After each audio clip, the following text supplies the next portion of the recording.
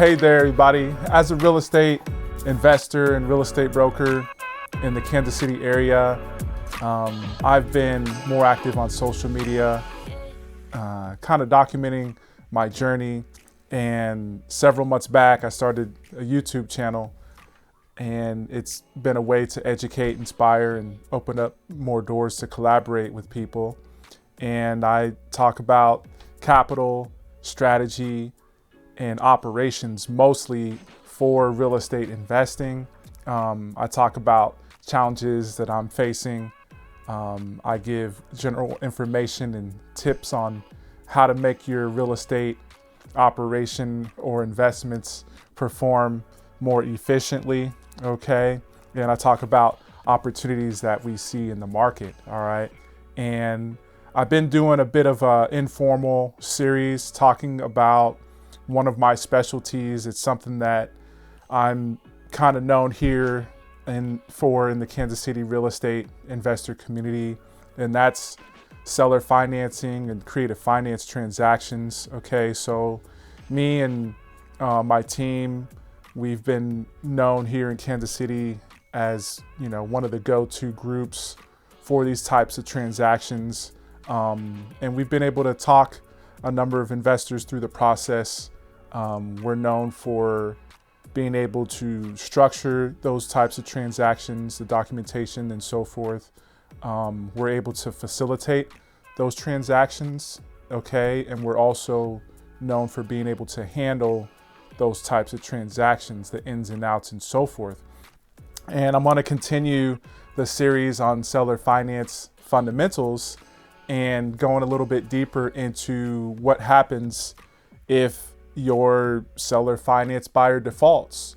Okay, so if they miss a payment or they miss multiple payments, what do you do in that type of situation? That's been one of the biggest concerns. One of the number one questions that's come up is, what do you do if your buyer defaults? And so that's what I'm going to get into today. All right, but before we get into that, I want to do a quick refresher on seller financing, what it is, and the main ways that we here in the Kansas City market utilize seller financing, okay? And by the way, today's March, it's Monday, March 31st, 2025 already.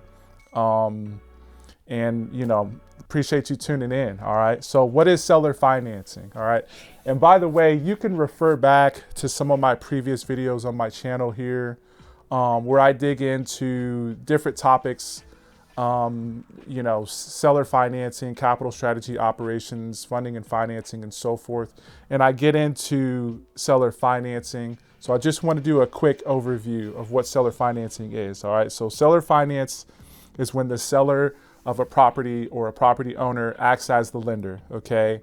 They allow the buyer to make payments to the seller over time without immediately having to get financing or without having to pay all cash. Okay, that's it in a nutshell. All right, and so the three main types of seller finance transactions that we either utilize or see here in the Kansas City market, contract for deed is one of them, wraparound mortgages is the second, and lease options is the third. Okay, why?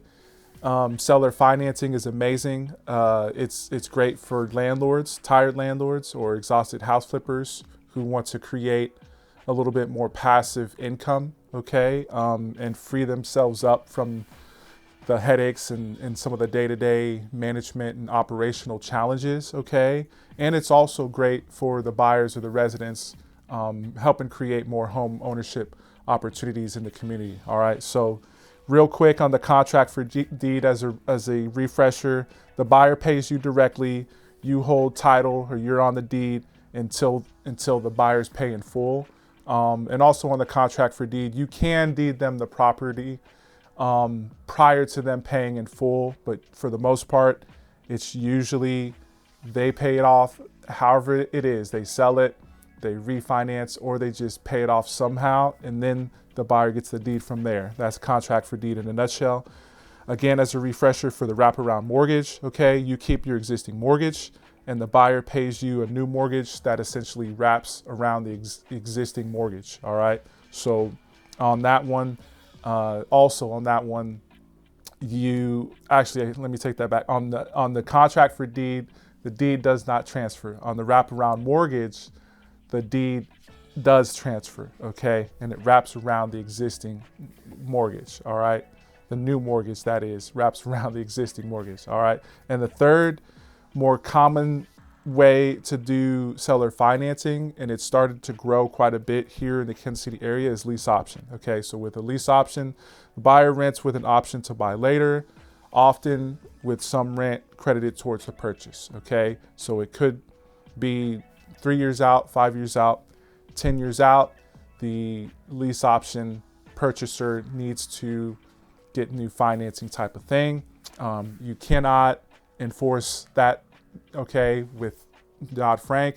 With balloons, you cannot do balloons for seller financing of primary residence. So no balloons on primary residence seller financing. All right. So we have to be clear there on that lease option. You could stipulate that in 3 years, 5 years, 10 years, however, that they need to get their own financing, but you cannot necessarily enforce that. You may just have to work through it. Okay. So just to go real quick over the main three that we use. All right. So now I want to go over 3 or 4 steps that you will want to take if your contract for deed or if your seller finance buyer defaults. I brought up contract for deed first, go figure, because that's the number one way that we do seller financing here in our market. Okay, so step one, all right. As soon as you realize that your buyer has missed a payment or perhaps they've paid late, the very first thing that you want to do is dig into the agreement. You want to look at and identify how the seller finance agreement was structured, okay? So the defaults have to be handled a certain way based on how things were structured. So if it's structured as a contract for deed, the default remedy is different. If it's structured as a wraparound mortgage, the default situation, how to resolve it, is different, okay? If it's a lease option and the tenant buyer defaults, the remedy to resolve that default situation is different, okay? So that's the step one, is to identify the seller finance structure, dig into the agreement. Whatever is stated on that agreement, it very well is going to have what you could do, what the steps are, what the process is for you to take to be able to cure the default, all right? Step two, all right, communicate and respond, first response, all right? So a lot of times, and if, you know, we've done a lot of these for our own properties and with clients, and in a lot of cases, simply reaching out to the resident or the tenant or the buyer, asking them what's going on, reminding them of what the agreement was, that's enough to get them back on track, believe it or not. And that's a big thing when you're, you know, talking about seller financing that a lot of traditional mortgage companies will not do. So, and that's another reason why our defaults or takebacks are so low. The number of them, that is so low, is because of how we structure things, how we communicate. All right, so step one, dig into the agreement. Step two, communicate with the residents. That might just clear it up. You reach out to the buyer. Let's say that your contract for deed or their contract for deed payments are late after the 10th. The 10th comes and goes, the 12th comes and goes. You reach out to the residents on, let's say, the 14th, and come to find out something happened with their check at work and it cleared a little bit late, and then they agree, okay, in 2 days we'll have either all of the payment or part of the payment. Okay, cool. You're good to go from there. You want to definitely make sure that you follow up. When they say that they're going to pay it, you got to follow up that day to make sure that they remember to, or to make sure that they do it. All right. So, and again, that might clear it up. All right. If that doesn't work, Then you're gonna need to go to step 3. Step 3, and before we get to step 3, I added a step, all right? Because I got some help from AI as part of this video as well, to help with some talking points and some notes. And I got a step 2A in there. I put send a notice of default. So you could send a default letter, okay? So really, after step 1, you figure out what kind of agreement is in place, how the seller finance transaction was structured. Step 2, communicating with the buyers or the residents, okay? If you hear back from them, like I mentioned before, and they agree to make the payment on such and such date, then at that point, you may still decide to send a default letter. Even though they've agreed to pay on such and such date in the future, even though they know it's late, and even though hopefully you reminded them that there's going to be a late fee that they need to add on top of the payment, if you're unsure, right, if this is the first go round with this particular resident or buyer, you may cut them some grace and see if they will indeed honor their word, okay? But if you aren't in the camp where you are going to be giving people, chances and sort of thing like that, if you want to be a little more aggressive with how you handle things, you can agree, okay, they say they're going to make the payment. You're going to definitely follow up with them. But if you want to reinforce things, you may go ahead and send a default letter at that point too, even though they agreed, and you may have it documented. It could be a text, it could be an email, it could be some type of voice automated thing or recording stating that they'll pay it. You may still want to go forward with the default letter. So that's step 2A, all right? And then step 3, legal remedies for each structure. Okay, so if you don't hear back from the buyers, right, or if you do hear back from the buyers and you send the default notice one way or another, in that default notice, it's going to give them a certain amount of time to make things right, to cure the amount that's owed, to cure the default, whatever fees are associated with that. It's going to give them a certain amount of time. In our case, for our contract for deeds, they're late after the 10th, okay? If we send a default letter on that letter, we may give them 30 days from the time of the letter to go from there, all right? And again, depending on how things were structured, right, that helps you determine which legal remedy to take. Because again, it's different if you are working with residents on a contract for deed, a wraparound mortgage, or a lease option. The default remedy is different for each of those, okay? So step 3 is the legal route, okay? And I'm going to get into a little bit on the legal remedies for each structure. For contract for deed, all right, for us, back to what I was saying before, because we have done quite a few of these over the years, and because we structure and we handle things a certain way, we have had default situations. In fact, I have one buyer right now who's technically in default. However, we've decided to work with this couple because they put a substantial amount of down payment on the front end before they moved into the home.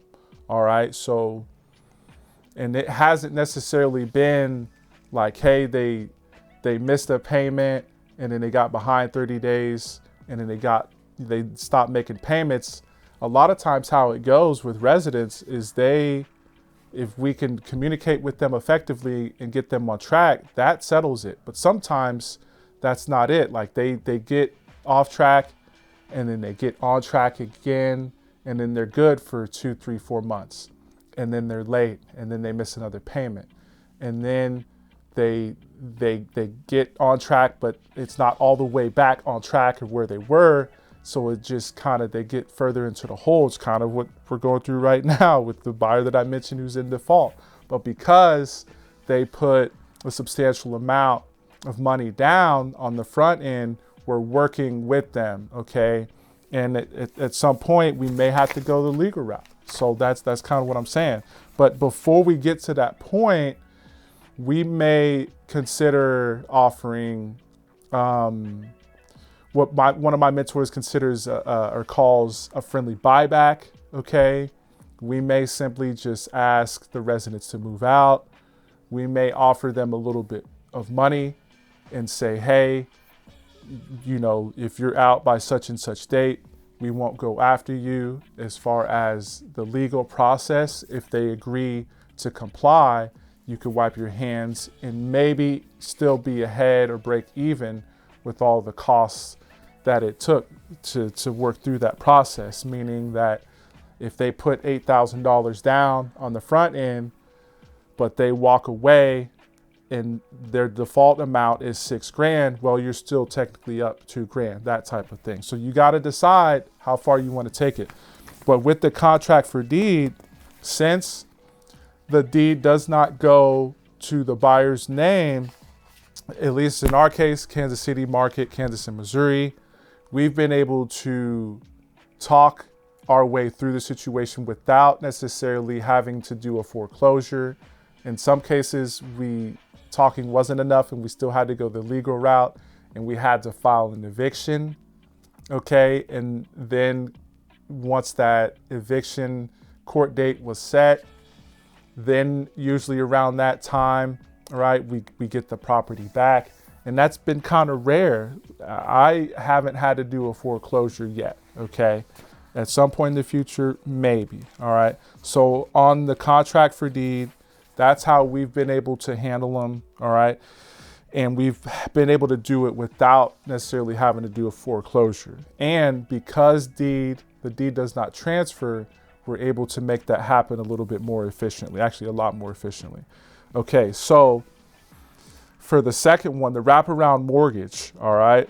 In order to resolve that type of situation, foreclosure in a lot of cases is going to be required, because in the wraparound mortgage, you as the seller are deeding the property to the buyer, and then you have your existing mortgage in place, and then you have wrapped that existing mortgage with a new private mortgage with your buyer. And because title transferred or the deed transferred into that buyer's name, in order to cure the default, unless you do perhaps a legal remedy where they relinquish their control or deed the property back to you, okay?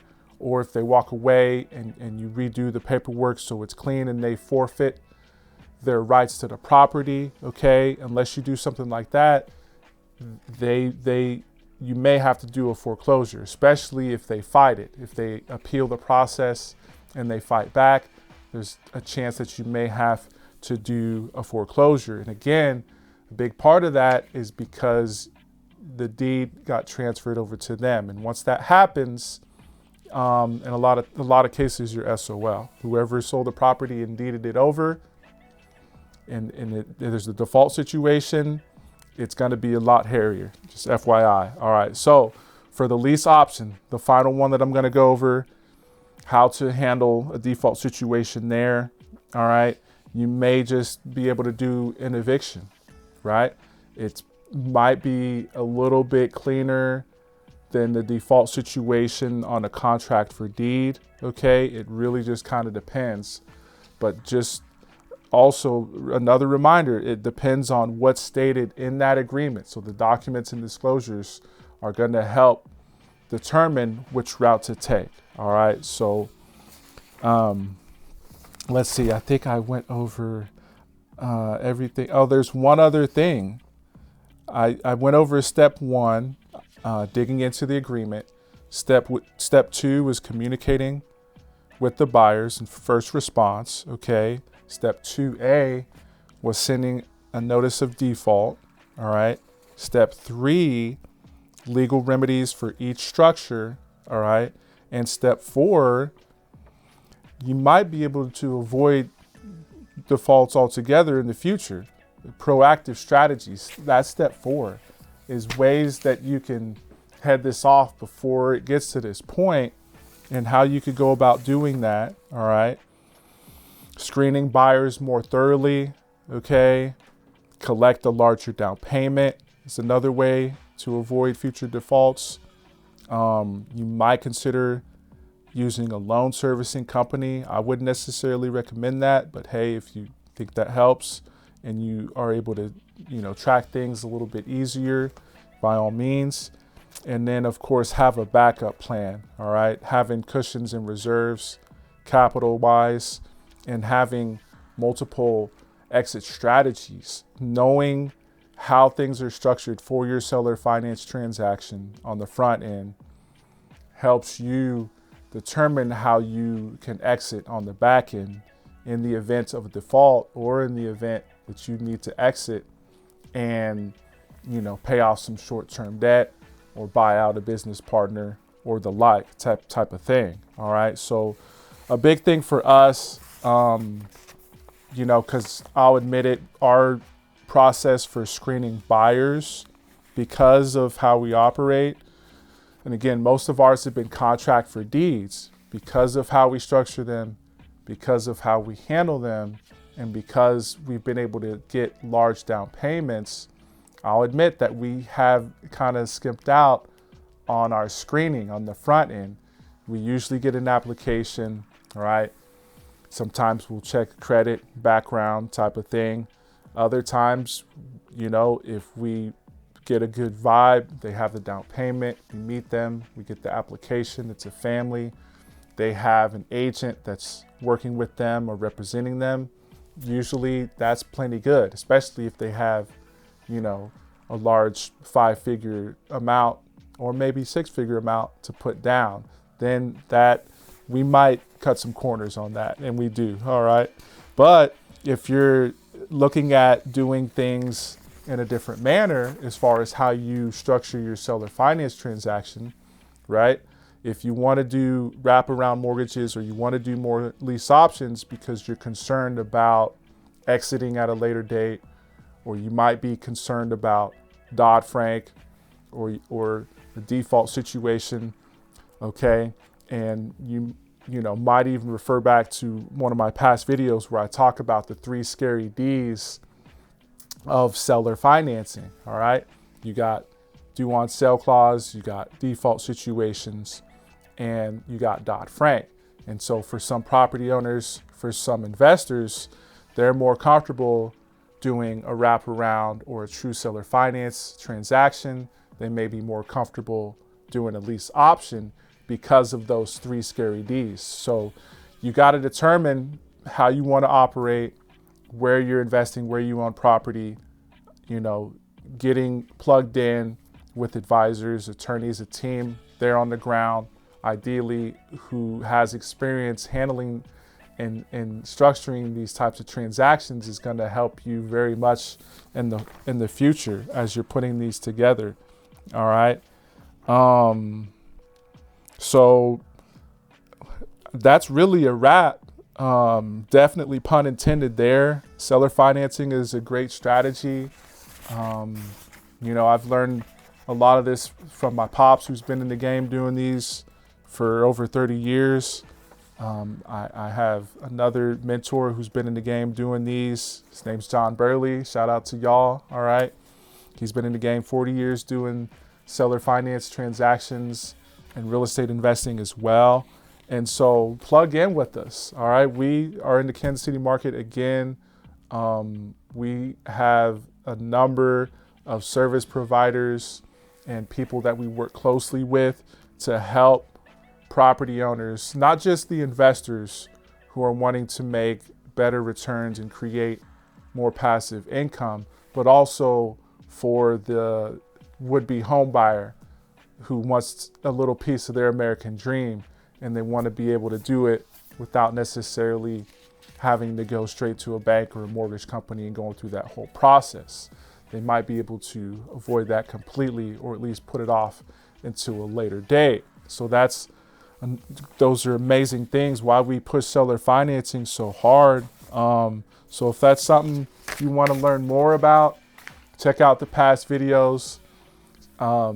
like, subscribe, shoot me a message, put something in the comments. Let me know what you think. If you want to dig in more, have a strategy session on how you can make this stuff happen, let me know. All right, thanks for tuning in. Peace.